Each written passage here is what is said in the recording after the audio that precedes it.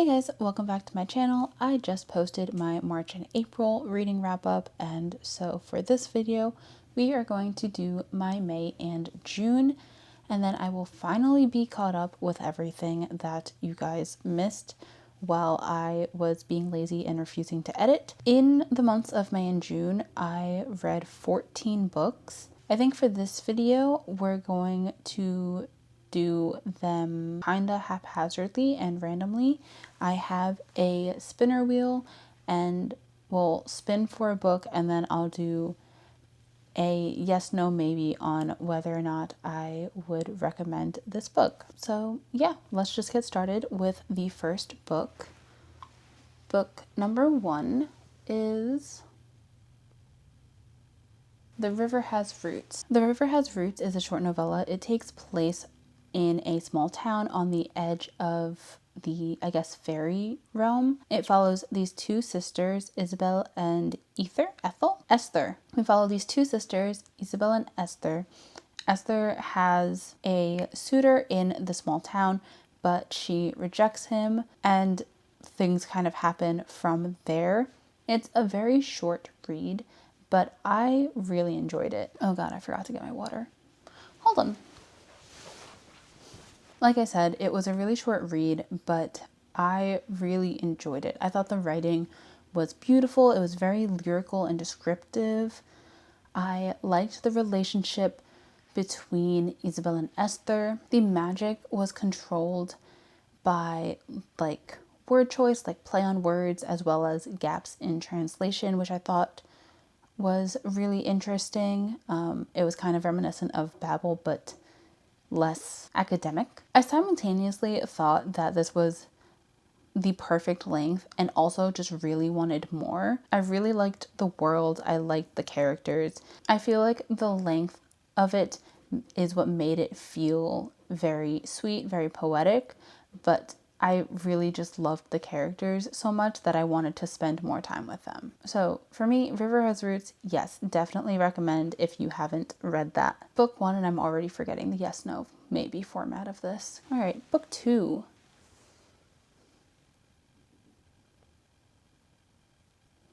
Book 2 is The Long Walk. I'm going to give this a maybe, leaning more towards a no. The Long Walk, if you don't know, follows a group of boys who compete in the long walk, a competition where they will see who can walk the longest, and the winner will get the prize being anything they could ever want. This takes place in a sort of dystopian America, and so these kids have to continue walking at a specific speed for as long as they possibly can, and it's last man standing.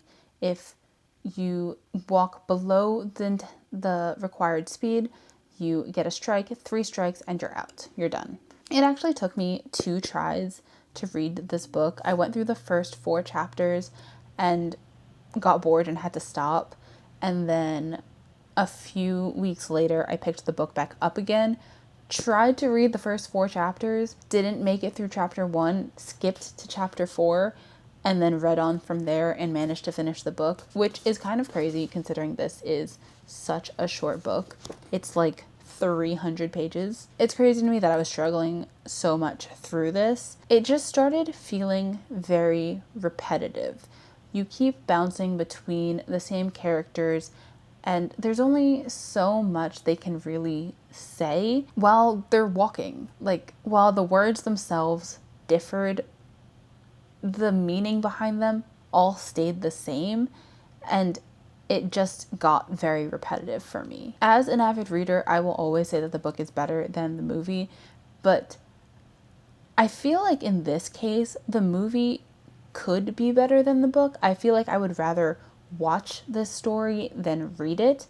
I haven't seen the movie, so I don't know if that's true, but just reading it felt very monotonous. I lost interest very, very quickly. This might be more for you if you're a big fan of Stephen King's writing. I am not. There are very few people I would recommend this to, so I guess it's more a no than a maybe, but either way, it's definitely not a yes. Then book 3.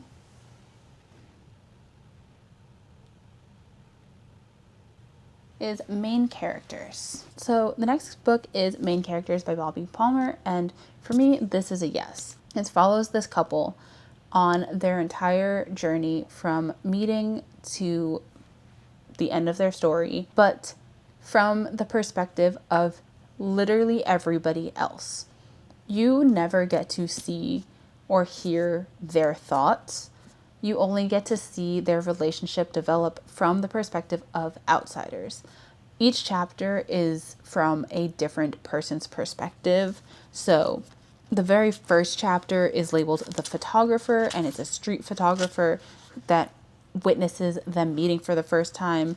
You get one from her boss, you get one from their upstairs neighbor, you get one from like their brother, their sister's boyfriend, like just random people who see snippets of their lives.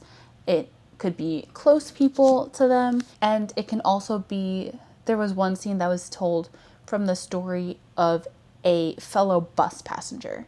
So you see it from everyone but theirs, and I thought that this concept was just very unique. I thought it was done well. It was really interesting to watch the ups and downs that their relationship had over the course of time. It's not like your feel-good romance.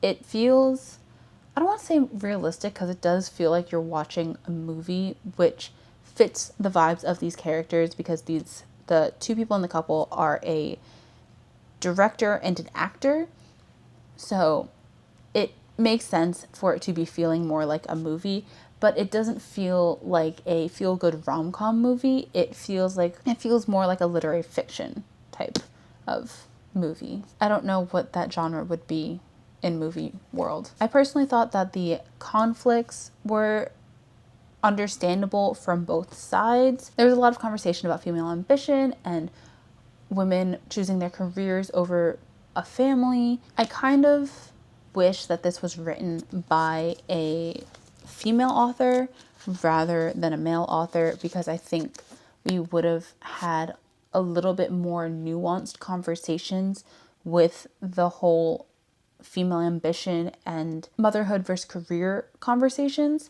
But I think he did really well with what he had. Because you're watching this from a million different perspectives, I never developed a strong connection to our characters, but I was still very fascinated with the trajectory of their story. It almost felt like gossip, like hearing about other people's lives where you have absolutely no stake in what happens. You just get to hear all of like the juicy details about different things that were going on.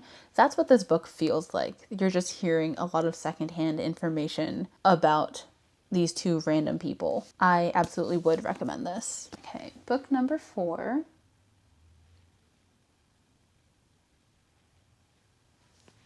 We have The Passengers on the Hankyu Line. So book number 4 is The Passengers on the Hankyu Line by Hiro Arikawa. This is a very short book. I feel like this would be a maybe.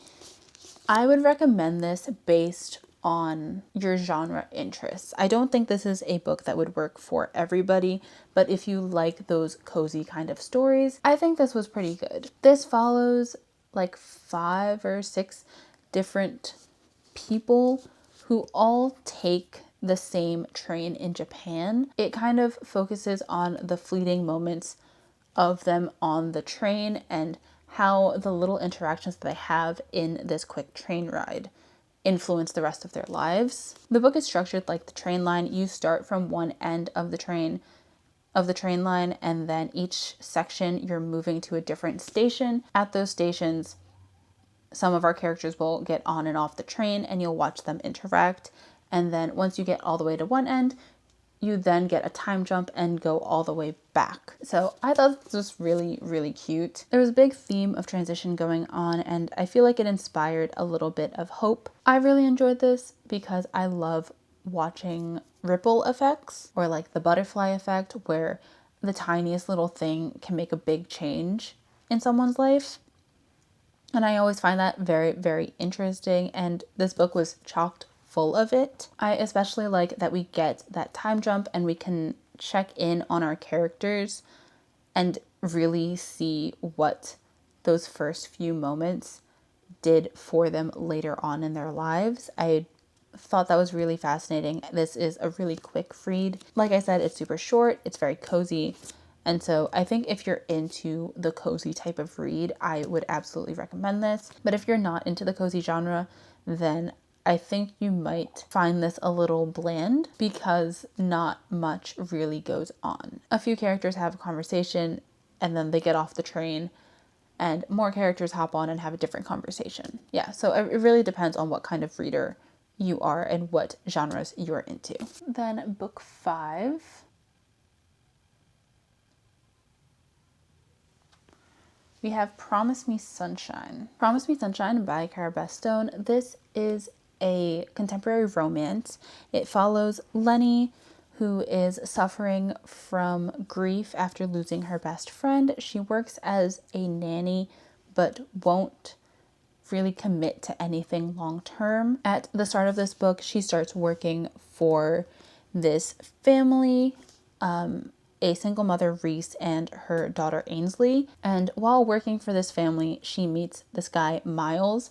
Miles is Ainsley's aunt and Reese's brother. Miles and Lenny end up connecting because they make this deal where Miles will help Lenny through her grief and Lenny will help Miles connect to Ainsley. This is absolutely a yes to me. I think Cara Bastone depicted grief really, really well. I feel like even though their deal and their meeting wasn't really natural, I think from there, Lenny and Miles' relationship did have a very natural and realistic progression. And I really liked watching how they leaned on each other and how they were both able to take something out of this relationship. The banter between Lenny and Miles wasn't as good as I would have liked. It fell a little flat for me. Reading Lenny's perspective kind of felt like reading about a girl who spends way too much time on social media. So I wasn't the biggest fan of that. It felt a little bit cringy to me. But I do think that Miles was really good for her and that she was also good for Miles. Part 3 of this book went downhill though. There was just a very big jump between Lenny realizing her feelings for Miles and how she reacts to that. Almost immediately starts trying to jump into a sexual relationship, and I'm kind of like, whoa, where did all of this come from? We are speed running this, and I really wasn't a fan on her end.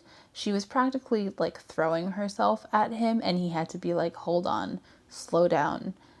We're not doing all that yet, which actually made me respect him way, way more. I feel like the way he handled the whole situation in this book was really well done. It made sense and it felt very respectful.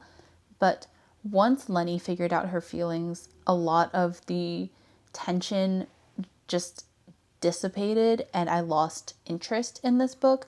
The ending fell flat for me. I felt unsatisfied even though I did think the ending made sense for these characters. But the first like 60% of the book or so, maybe 70% of the book, I was having a great time. I really enjoyed it. It was just that last section that fell a bit flat for me, unfortunately.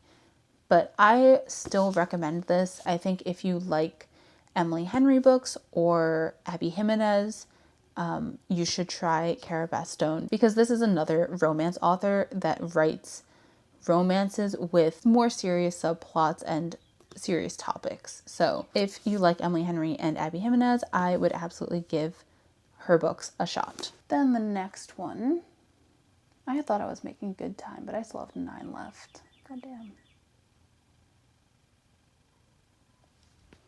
This Ends in Embers. This Ends in Embers by Kamilah Cole. This is the second book in the Divine Traders duology.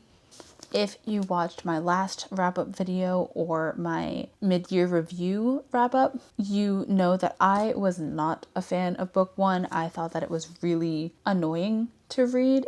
It was very info dumpy and it just didn't catch my attention. This book was better. I feel like this is gonna be a maybe. I would really only recommend this if you read book 1 and want to continue, but I would never recommend book 1 to you. I do think that this one was better. It was more interesting because things actually happened in this book. There was more action across the entire book rather than just kind of squeezed in the last couple chapters. I feel like my main problem with this is the characters just felt too immature for me. I really don't know how to word this without giving away the book, but it felt like reading the same book as book 1, but with the sisters in opposite roles. And I didn't like book 1, so I didn't want to read it again, just remixed. I feel like the concepts of this were interesting, but the execution just fell way flat. This is just a YA book that felt extremely YA. I tend to enjoy YA books still, despite not being in that young adult age range anymore, but this just wasn't it for me. The writing wasn't that strong. The romantic relationships in this were so cringy. I feel like the only way I would ever recommend this book is if you read book 1 and actually liked it. That sounds so mean. I need to calm down. If you liked book 1, then yes, I would recommend this. Otherwise, for me, the duology as a whole is a no. I need to pick it up because my camera is dying.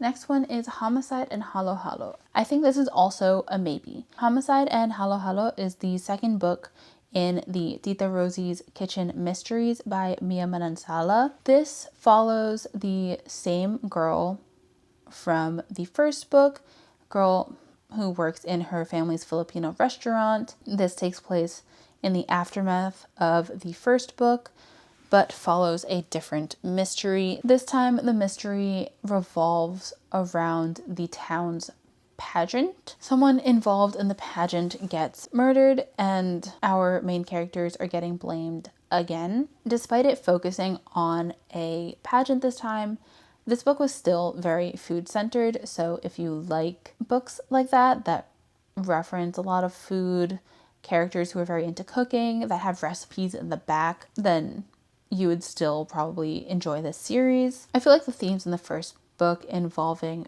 personal identity against family expectations and also the very low-key love triangle in this book felt so underdeveloped. I feel like the author could have done a lot more with that, but similar to the first book, I really enjoyed this for that home feeling just because it was filled with Filipino references, Filipino culture, and it just felt like home. Yeah, I feel like this is also a maybe. I am not really interested in mysteries in general, so I can't comment on whether or not it was a good mystery. It's a very easy read, but I find that the interrogations tend to start feeling repetitive. If you're looking for Filipino culture, if you're looking for just cooking and restaurant related things in general, I would continue with the series. I think I will probably continue with the series. They're very good palate cleansers if you just need something easy to read and get through. So yeah, also maybe. I feel like if you are a mystery reader, then probably not. I don't know, you'd have to ask an actual mystery reader to comment on that. Then the next book, Behind the Mirror. Behind the Mirror is a nonfiction book by Taran Armstrong, and it follows the history of Big Brother, mostly US. There are a few references to non-US Big Brothers, but it's mostly the US version of the show. It takes a look at how the show has impacted American culture, and then in turn how American culture kind of impacts the show.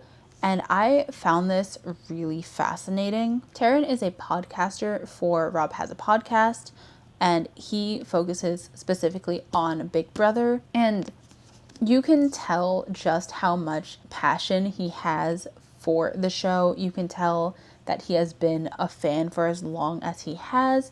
You get glimpses of his personal story and connection to the show in this book, but it also links American society and cultural values to the show and how that has impacted things that you see. I kind of want to just say yes, but I feel like the more accurate rating is a maybe, because if you're not very interested in reality TV and you're not interested in the show of Big Brother, I feel like there's a decent amount that might go over your head. I have only seen the later seasons, and so a lot of the conversations around the earlier seasons I didn't fully know the context of. Taran does a very good job at giving you the necessary context that you need to understand his point.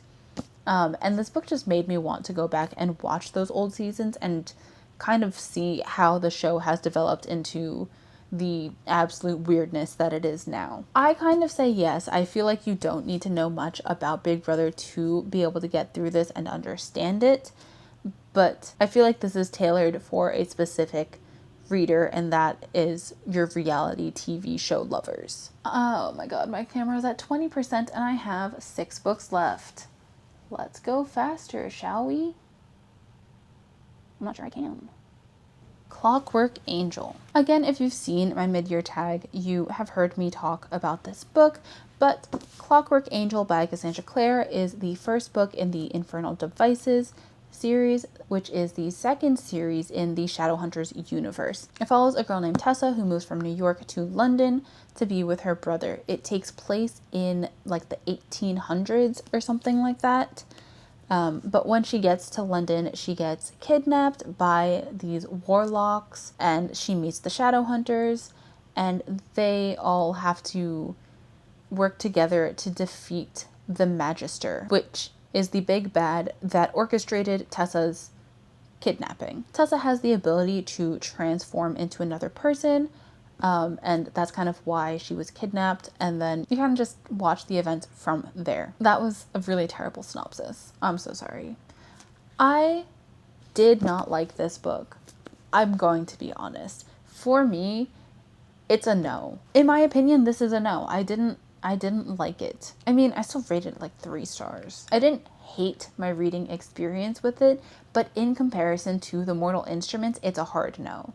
Because I loved The Mortal Instruments. The Mortal Instruments was just so much fun. The characters were so intriguing. I loved them. The love interests were charismatic. Main character was honestly a badass. And in The Clockwork Angel, I got none of that.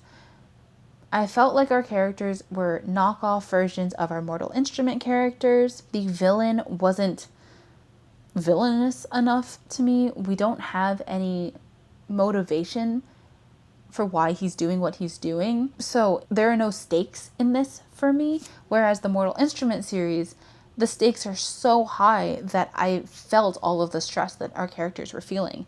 In this, I'm just like, what is the point? I feel like we're making bigger problems out of nothing. This book also has our female characters focusing a lot about what a lady should or shouldn't do, which was just so infuriating to read. I don't care that you think it's weird that a girl is wearing pants. I just did not enjoy my reading experience as much as I would have liked. I am going to finish the rest of the series mainly so I can get to the rest of the universe and hope that the rest of it is good. While this is a no from me, I feel like if you are trying to read through the Shadowhunters universe, or if you want to start in the Shadowhunters universe, a lot of people recommend this as a starting place because the Mortal Instruments has a weird ass storyline that I feel like you would only enjoy if you read it at the time of release, which I don't entirely disagree with. But if you are interested in picking up the Shadowhunters universe, The Infernal Devices is everybody else's favorite series in the universe, so I would give it a shot. But if you tried this and didn't like it, go back to the Mortal Instruments series and try that one. Go in knowing that the romantic plotline is weird, but somehow, to me, Cassandra Clare just made it work, okay? So, for me, no. But I guess maybe, but no. 15% left, 5 books. I don't think I'm gonna make it. What about you? Okay. I don't even know if you guys have been able to see these. But The Escape Game. The Escape Game by Marissa Meyer and Tamara Moss. This also follows a reality TV type story. It focuses on a bunch of teams who join this reality TV show where they compete in escape rooms, and then whichever team escapes the slowest will lose, and it narrows down to the top 2 teams. We are following specifically a team of 5, and one of the 5 is a returning contestant from the season before. On that previous season, her sister died. So she is back this season with a vengeance, wanting to figure out who killed her sister. I feel like I'm also going to give this a maybe. I feel like everything has been a maybe. I'm sorry.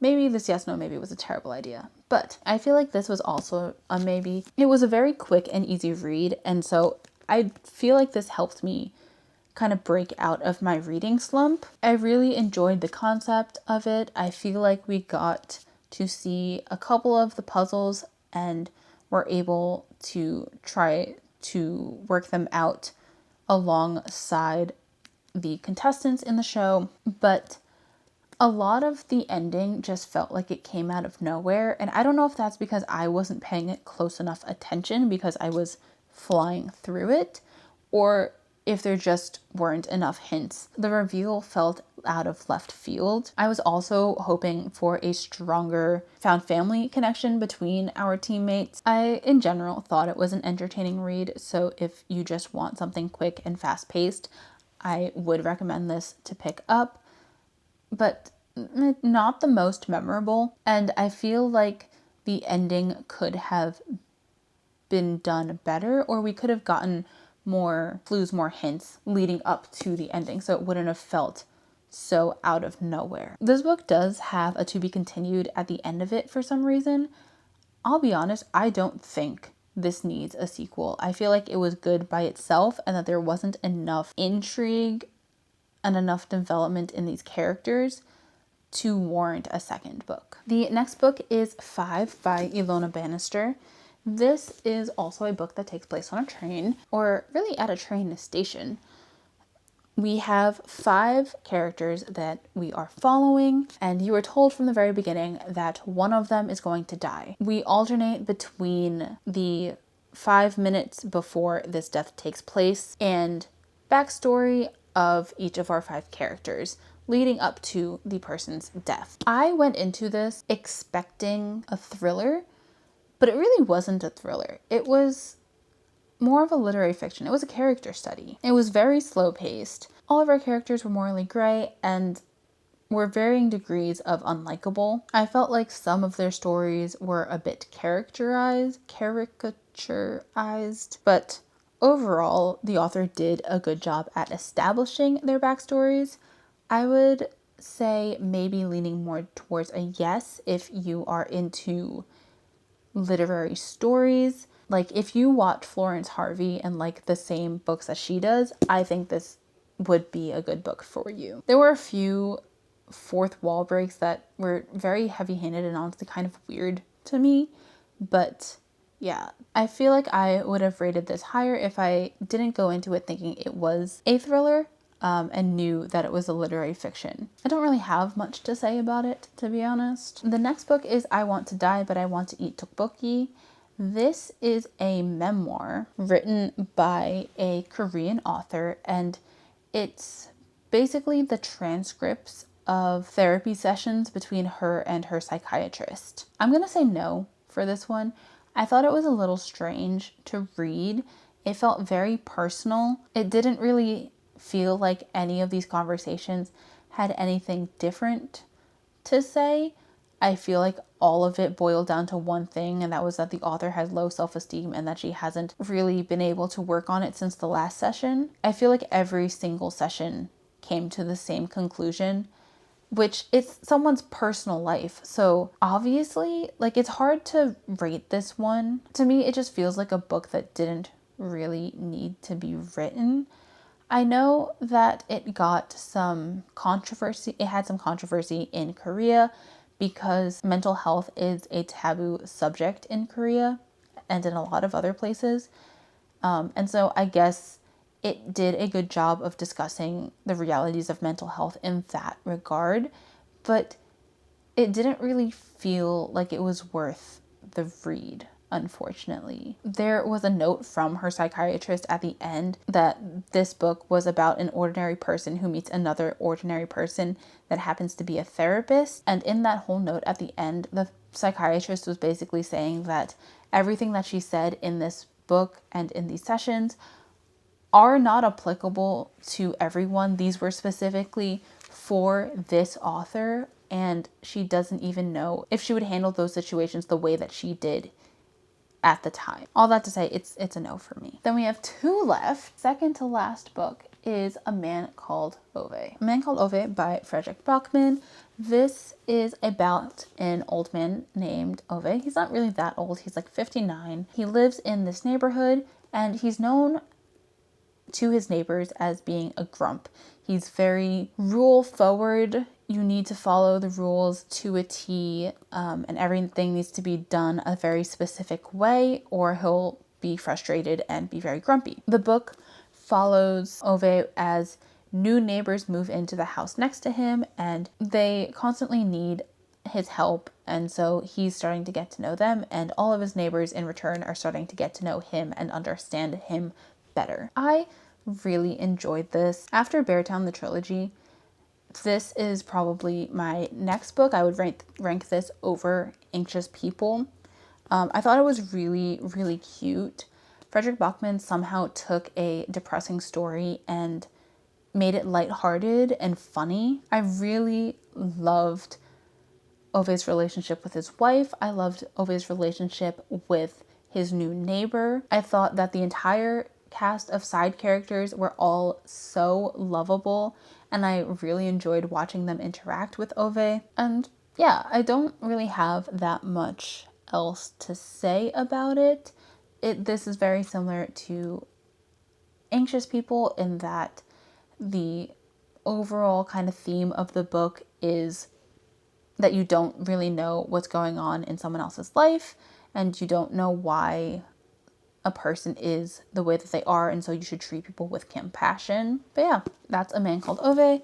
And then, but I don't remember if I said, but this is absolutely a yes on if I recommend it or not. And then the last book that I read, I actually didn't even finish. I DNF'd it halfway through, and that is Half His Age by Jennette McCurdy. This is a book that follows a 17-year-old girl who gets into a taboo relationship with her writing teacher. It's this really weird age gap, and I just found it so incredibly uncomfortable to read. I'm sorry that I'm speaking through this because this is the last book and I have 3% on my camera, but I found that book incredibly uncomfortable to read. There was a sexual scene, I don't want to call it a spice scene, but there was a sexual scene every other chapter, and this book is like 200 pages long. I got 50% of the way through before I gave up and said, no, I don't want to read this anymore. It just didn't feel like there was much of a point to it, at least in the first half. Maybe something changed in the second half. It just kind of felt like a lot of those sex scenes and a lot of those events were there for its shock value rather than having an actual statement about it. And so yeah, I just really, really did not like it. It's definitely a no from me for this book, but I would recommend reading her memoir, I'm Glad My Mom Died. I feel like her writing is really good, at least in that book, but in Half His Age, I just did not like the topic at all, and I didn't think that there was much of a point to what was going on in the story. But yeah, I have to wrap this up really quickly. Thank you guys so much for watching this video. Comment down below if you have read any of these books and if you agree or disagree with my takes. If you liked this video, make sure you give it a thumbs up, subscribe, and I'll see you guys next time. Bye!